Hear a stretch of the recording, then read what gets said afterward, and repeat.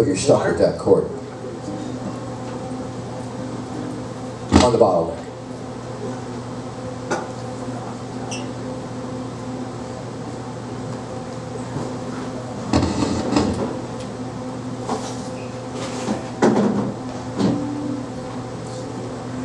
By the time you get the thing on your lap and play it Hawaiian style, what's going on? Oh. It's abducted by aliens.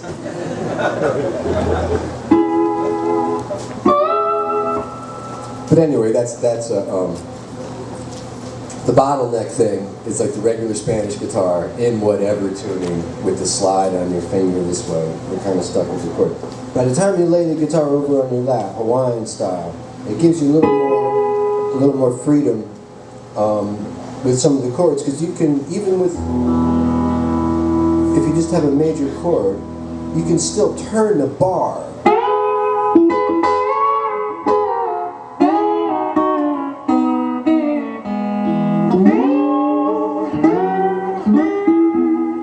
So you can get some more chords in there, some different shapes.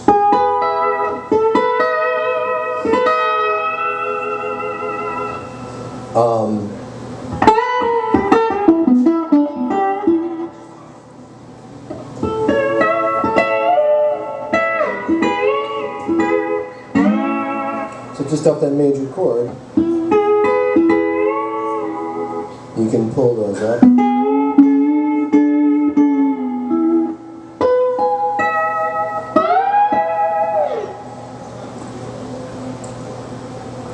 All these little pedals on this instrument, that's what that's accomplishing. He takes, I don't know what tuning he's in, but he's got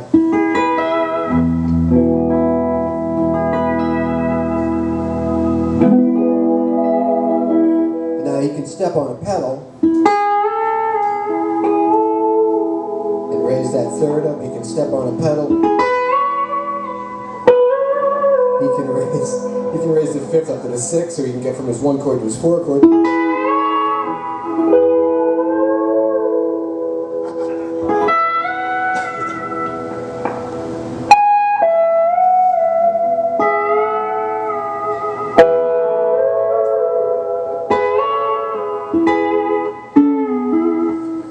So all this stuff that I have to go through all this monkey motion to try and find the chords, he can keep the bar straight, keep the thing sustaining, and kind of, you know. It's called cheating.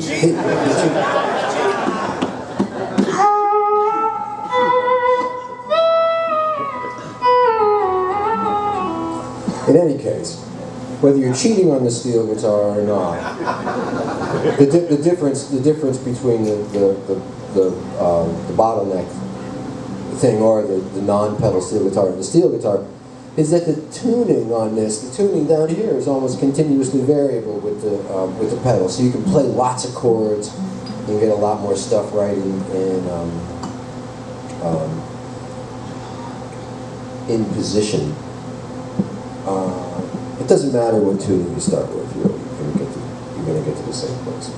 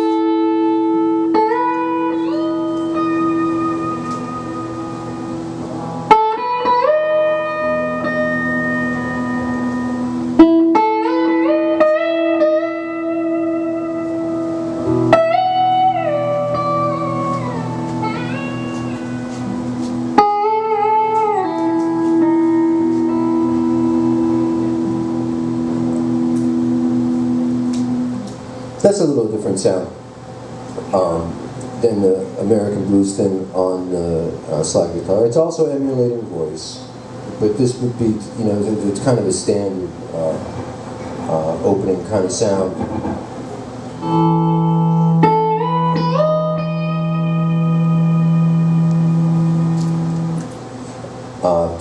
For a bunch of, you know, North Indian classical music. There's actually less in between the frets kind of stuff than you find in American blues, where there's lots of chord tones. The Indian thing is almost entirely, you know, like, right in the overtone series of the drone. So your third will be here,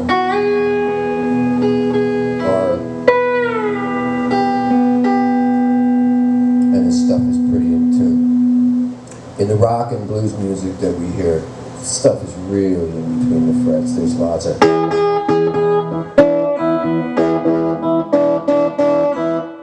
and you don't get any of those sounds in the Indian thing. They don't do that. I like it though.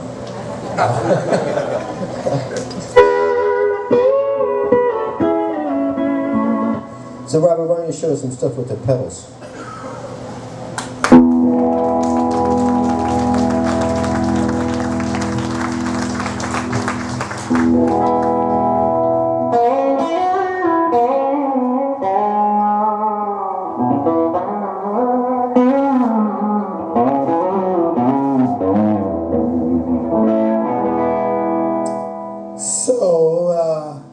I'm a guy that grew up in Jersey. Everybody thinks I'm from somewhere else, but I'm from Jersey, Essex County, New Jersey. A total Giants fan who fumbled the whole season. And Jets. Yeah, I root for the Jets because it's home team. Let's go Jets. Jets.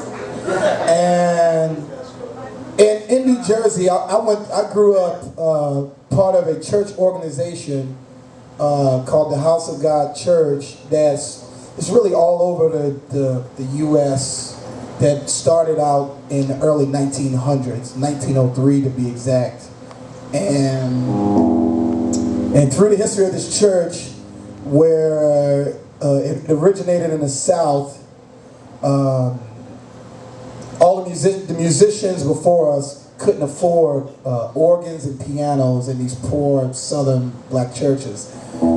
So there was a guy named Willie Eason who started just to, at least as far as we know, started to just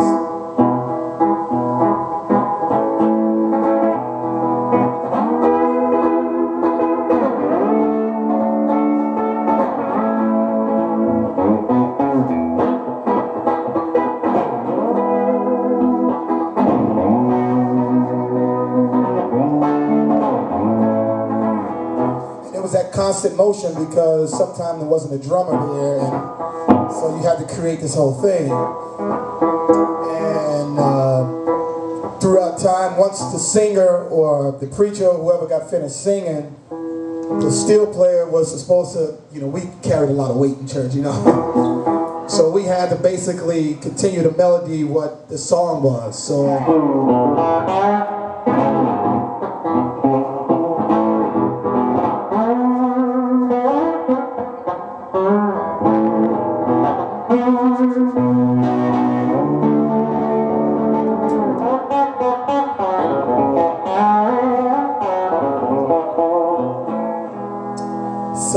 I grew up listening to guys that are still alive, Calvin Cook. Some of y'all should write this down because these are really I didn't know anything about Muddy Waters and a lot of these dudes, and not until I met Luther and Medeski and all these guys, you know. And we had a real kind of closed circuit. We were closed off from the rest of the guitar world because we were told if we go out and we play anywhere else, we would be sinners, which is, we all know is totally untrue. But, so all the guys before me who were real bad, great iconic players. They would have been huge rock stars or huge stars, period, musical icons. Calvin Cook, Ted Beard, Henry Nelson. Ted Beard is about 75 years old. Henry Nelson is dead and gone. Calvin Cook is about 67. And I grew up watching these guys. Under those guys were Chuck Campbell and the Campbell Brothers, which some of y'all may know. Underneath that, there was Glenn Lee and some other guys, and then after that, out came me, and now this dude's is 5, 6 years old playing. It's just, it's a lot of people starting to find out about it now. But over time, different guys started to explore more with the instrument about what it could do. You know, some of the guys dipping in the country, finding out what that is and applying it to church. But we wasn't allowed to get real wacky until I came along. You know? So, the whack job that I am, somebody, I was about 18 years old, about 17, and there was a guy from my church. He has like a big convention or something, and he's like, yo, if you want to play something crazy, man, you gotta listen to this guy, man. Listen to this dude on my job gave me this tape. And he gave me a tape of Stevie Ray Vaughan. And from that day, I tried to play exactly like every note that he played on this thing.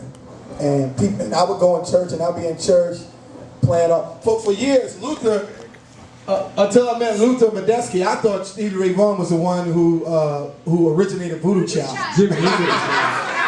Jimi Hendrix is the one.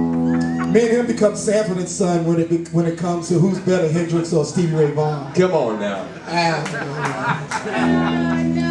You know, we almost wound up fighting and whatnot. You know, him and Medeski laughing at me. I'm like, Stevie Ray Vaughan, man. Stevie Ray Vaughan. What? Are you crazy? We'd be in the back of the bus, we'd play some like Electric Ladyland. You're like, man, I'm just not feeling it. I'm not feeling that. Man, you crazy, Robert. Well, that was at the beginning. Now I understand, you know. But to me, we were forced to play more soulful, and which to me, Stevie Ray Vaughan played more soulful. You know what I think? That's only why I thought he was better. More soulful than Jimi Hendrix. Hey man. No, you know what I think it is? It's his rhythm. He's got that hardcore Texas swing. His rhythm.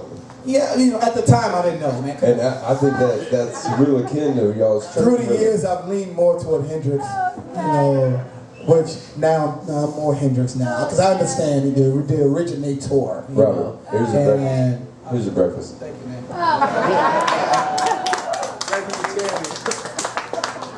Fucking jam cruise, y'all.